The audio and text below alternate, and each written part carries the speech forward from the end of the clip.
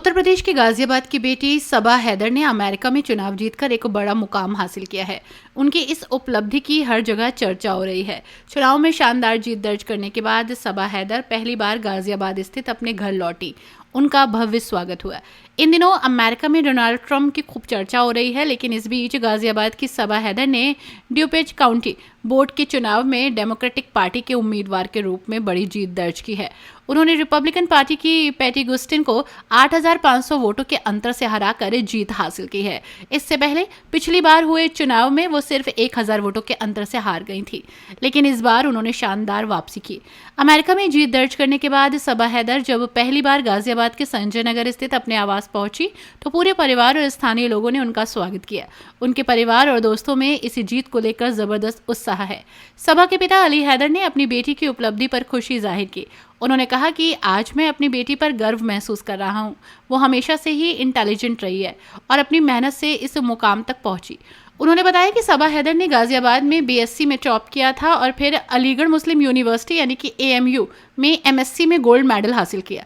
इसके बाद उनकी शादी हो गई और वो अपने पति के साथ अमेरिका चली गई। सबा के पति कंप्यूटर साइंस इंजीनियर हैं। अली हैदर ने कहा कि राजनीति हमारे खून में है और जब सबा को अमेरिका में मौका मिला तो उसने अपने हुनर का परिचय दिया। दोस्तों ने उन्हें चुनाव लड़ने के लिए प्रेरित किया और उसने जीत हासिल की। गाजियाबाद की सबा हैदर ने अमेरिका के ड्यूपेच काउंटी में चुनाव जीतकर न केवल अपने परिवार बल्कि पूरे भारत का नाम रोशन किया है। 2 बार हारने के बाद तीसरी बार में उन्होंने जीत दर्ज की, जो उनकी मेहनत और संकल्प शक्ति को दर्शाता है। आपका क्या नाम है, कहाँ पर आपने चुनाव लड़ा था, कौन सा चुनाव लड़ा था, किस तरह से आपने जीत दर्ज की, इसके बारे में बताइए। मेरा नाम सबा हैदर है। मैं ड्यूपेच काउंटी कमिश्नर हूँ। मेरा इलेक्शन अभी नवंबर 2024 में हुआ है और मैंने 2024 नवंबर में भारी वोटों से जीत हासिल की है और गोल मेरा यही रहा है कि मैं भारतीय मूल के लोगों को रिप्रेजेंट कर सकूँ बोर्ड में, उनकी सहायता कर सकूँ, उनकी हेल्प कर सकूँ, उनको रिप्रेजेंट कर सकूँ। अगर बात करें गाजियाबाद से इलिनॉय तक का आपका सफ़र की, तो किस तरह का ये सफ़र था, किस तरह से आपकी यहाँ एजुकेशन हुई और किस तरह से आप वहाँ पहुँचे, इस पूरी जर्नी के बारे में बताइए। तो यहाँ पे गाजियाबाद में हम लोग 1990s से रह रहे हैं और मेरी स्कूलिंग होली चाइल्ड स्कूल से हुई है नेहरू नगर में। फिर मैंने एमएससी करी है वाइल्ड लाइफ साइंस में एएमयू से और 2026 में हम लोग यूएस चले गए। से 2006 थैंक यू यूएस चले गए और पिछले 18 साल से वहीं हैं इलिनॉय में। कभी जब आप यहाँ इंडिया में थी तब कभी आपने पॉलिटिक्स के बारे में सोचा था या फिर यहाँ पर किसी तरह के इलेक्शन, चाहे वो स्टूडेंट पॉलिटिक्स हो या फिर अन्य कोई इलेक्शंस हो, उनमें पार्टिसिपेट वगैरह किया? ये आपका बहुत अच्छा सवाल है। एक्चुअली मैंने इसके बारे में सोचा भी नहीं था पहले। ऐसा सोच रही थी कि पॉलिटिक्स में जाना है, लेकिन हाँ हमेशा से लोगों को रिप्रेजेंट करने की चाह रही है। तो स्कूल में भी मैं जो क्लास प्रीफेक्ट होते हैं, वो कॉलेज में भी मैंने हमेशा अपनी क्लास को रिप्रेजेंट किया है कई साल। मास्टर्स में मैंने एमएससी हासिल की, लेकिन गोल्ड मेडल लिया, लेकिन वहाँ भी पॉलिटिक्स में इन्वॉल्व नहीं हुई। लेकिन ग्रोइंग अप ऐसा कभी अंदाज़ा नहीं था कि पॉलिटिक्स में जाना है या ये करियर गोल है, ऐसा कभी नहीं सोचा था।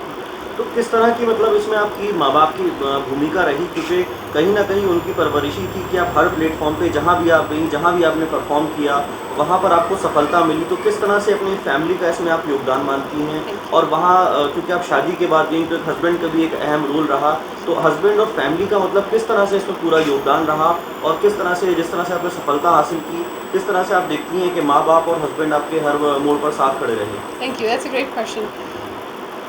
देखिए, आपने बिल्कुल सही कहा कि आपने हर मोड़ पे सफलता हासिल की, पर सफलता हासिल करना जो है वो उसके कुछ बेसिक ज़रूरतें हैं, क्वालिटीज़ हैं जो होनी बहुत ज़रूरी हैं। और वो क्वालिटीज़ मेरे पेरेंट्स ने मुझे सिखाई हैं, मेरे दोनों भाइयों को सिखाई हैं। वो क्वालिटीज़ है कि एक तो पढ़ाई पे बहुत ध्यान, हमेशा से हमारे घर में माहौल जो है वो पढ़ाई पे बहुत फोकस है और आई एम श्योर आयज़ा जो है उनके लिए भी यही है कि हमारा फोकस पढ़ाई पे बहुत ज़्यादा है। कुछ भी करो मत करो, तो पढ़ाई पे बहुत फोकस है। दूसरा है कि आप जो कर रहे हैं, आप अपने समुदाय को, आप अपनी कम्युनिटी को रिप्रेजेंट कर रहे हैं। तो खाली आपके जो एक्शंस हैं, आपका जो काम है, वो खाली आपके लिए नहीं है, आपका काम आपकी बड़े समाज को रिफ्लेक्ट करता है। तो उस पर ध्यान रखें। जब आप ये सोचते हैं ना, तो आप एक्शन बहुत समझ के लेते हैं कि मैं खाली मैं अपने लिए नहीं कर रहा हूँ, मैं औरों के लिए भी कर रहा हूँ।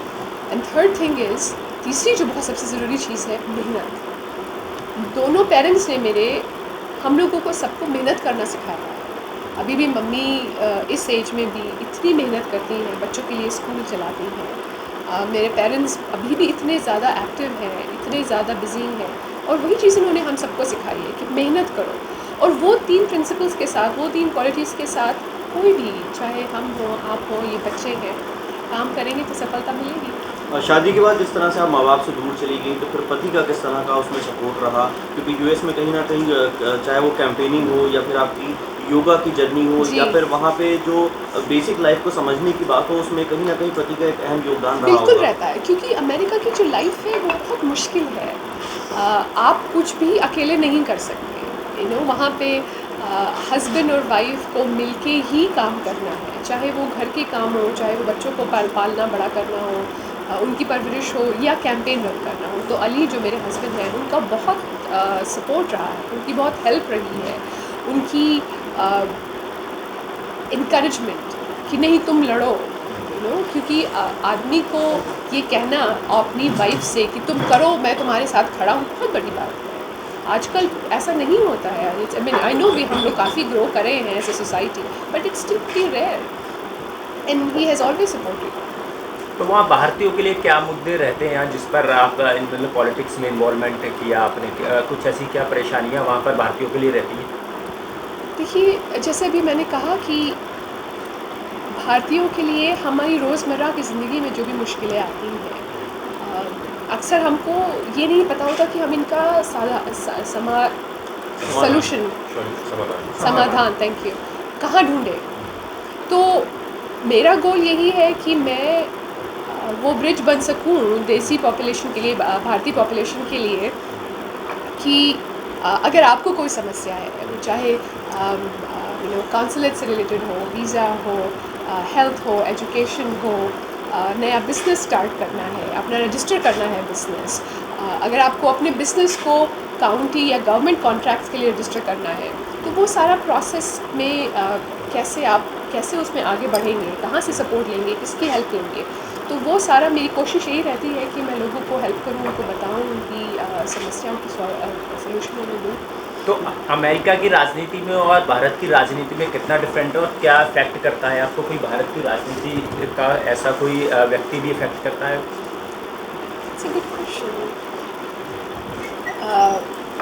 महुआ मित्रा काफ़ी मुझे इंस्पायर करती हैं। I think she is a great speaker, बहुत अच्छा बोलती हैं, बहुत उनकी जो वैल्यूज़ की हमने बात करी थी थोड़ी देर पहले, वैल्यूज़ की जो क्लैरिटी है, that is very important to me. तो मैं कोशिश यही करती हूँ कि पॉलिटिक्स को बाहर रखूँ, और वो बहुत मुश्किल है। क्योंकि आप पॉलिटिक्स में क्यों आता है, कोई भी पॉलिटिक्स में क्यों आता है, बेसिक जो आप आम आदमी जो है, वो आप पॉलिटिशियन को वोट क्यों दे रहा है कि कल को आप मेरी सहायता करें अगर मुझे कुछ प्रॉब्लम है। मगर हम ये भूल जाते हैं एज ए पॉलिटिशियन, हम पॉलिटिक्स में फंस जाते हैं। तो मेरी कोशिश ये है कि मैं पॉलिटिक्स को बाहर रखूं, और जिसके लिए मुझे लोग ने वोट दिया है उसके लिए मैं वो उस पर फोकस रखूं कि मुझे लोगों ने वोट दिया है, ताकि मैं लोगों के पैसे को, जो टैक्स डॉलर उनका है $650 मिलियन पर साल, उसको समझदारी से खर्च कर सकूं, उनकी हेल्प कर सकूं। वो फोकस रहना बहुत ज़रूरी है। अमेरिका में जाकर आपने कंपनी अपनी शुरू की, किस तरह से मतलब कंपनी शुरू की गई, कब तक उस कंपनी ने काम किया, क्या कुछ मतलब वो कंपनी काम करती है? तो मैंने, अब कितने साल हो गए, 12 साल से मेरी कंपनी रजिस्टर्ड है यूएस में, और शुरू से गोल यही रहा है कि लोगों को कैसे अच्छी ज़िंदगी बिताना सिखा सकूँ, चाहे वो योगा ट्रेनिंग है, टीचर ट्रेनिंग है। मैंने बहुत सारे कॉर्पोरेट क्लाइंट्स के साथ भी काम किया है, और मेरे प्राइवेट क्लाइंट्स भी हैं जिनको मैं योगा कराती हूँ, वेलनेस कंसल्टेशन देती हूँ। तो वो काम पिछले 10-12 साल से चल रहा है और चलता रहेगा। वहाँ की राजनीति में और यहाँ की राजनीति में क्या अंतर लगा आपको? ये मुश्किल सवाल है। देखिए, यहाँ मैंने राजनीति की नहीं है, तो मेरा जो यहाँ की राजनीति की समझ है वो यही है जो आपकी, शायद आपकी समझ ज़्यादा होगी मुझसे। मेरी तो समझ टीवी वाली ही समझ है या बॉलीवुड वाली ही समझ है। वहाँ की राजनीति के बारे में मैं कह सकती हूँ कि वहाँ पे आपको लोगों से जुड़ना पड़ता है, ग्रास रूट्स काम करना पड़ता है।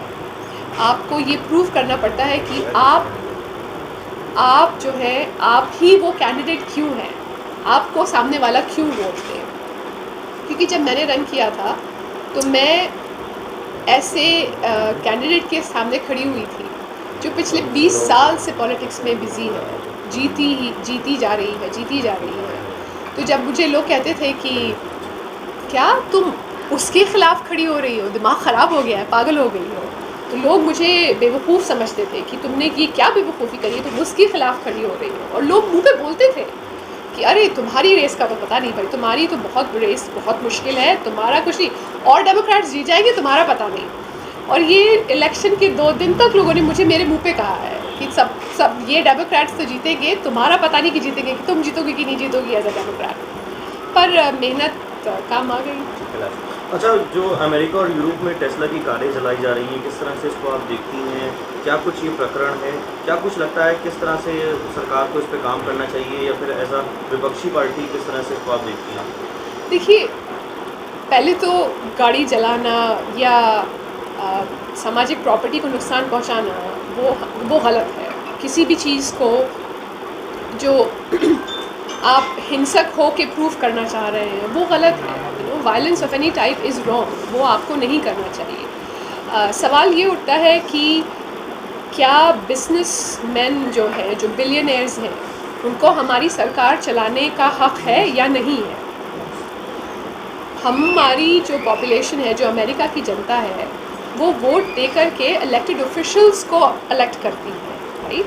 चाहे वो कांग्रेस हो, चाहे वो सेनेट हो, चाहे वो प्रेसिडेंट हो या वाइस प्रेसिडेंट हो। तो जिसके लिए आपने वोट दिया है, आप चाहते हैं कि आपकी सरकार वो चलाए, बिलियनर्स नहीं। तो इसका जो जनता है, आम जनता है अमेरिका की, उसमें उसका आक्रोश है, गुस्सा है कि हमने इलेक्ट किसी और को किया है, हमारी सरकार कोई और क्यों चला रहा है। गुस्सा है, लेकिन गुस्से को सही तरीके से जाहिर करना बहुत ज़रूरी है। और होपफुली हम लोग इस चीज़ को सॉल्व कर पाएंगे बहुत जल्दी। और किस तरह से आप इस गठजोड़ को देखती हैं, जो ट्रंप का और मस्क का गठजोड़ तमाम हम टीवी पर देखते हैं? कभी मस्क के बेटे के साथ ट्रंप दिखाई देते हैं, तो कभी टेस्ला की गाड़ी के साथ दिखाई देते हैं। क्या लगता है कि ये पॉलिटिक्स में सही है या फिर गलत है? देखिए, अगेन मेरा सवाल, आपके सवाल का जवाब वही होगा कि जो जनता है वो किसको इलेक्ट कर रही है। जनता वोट जब डाल रही थी तो जनता ने हैरिस और ट्रंप को वोट डाला है, क्योंकि वो जानती है कि मेरे को कल ये रिप्रेजेंट करेंगे, मेरे लिए डिसीजंस कल ये लेंगे। तो अगर कोई और वो डिसीजंस लेगा तो वो सही नहीं है, वो हमारे डेमोक्रेसी के लिए सही नहीं है, वो हमारे कॉन्स्टिट्यूशन के लिए सही नहीं है। हमारा गोल ये होना चाहिए कि जो हमारे कॉन्स्टिट्यूशन ने हमारे लिए प्रोसेस को सेट किया है, उस प्रोसेस को हम फॉलो करें। वो डेमोक्रेसी मेंटेन रखना, बरकरार रखना बहुत ज़रूरी है, और कॉन्स्टिट्यूशन को प्रोटेक्ट करना बहुत ज़रूरी है। अगर कॉन्स्टिट्यूशन प्रोटेक्टेड है तो हम ठीक है, अगर नहीं है तो there is a problem we need to solve.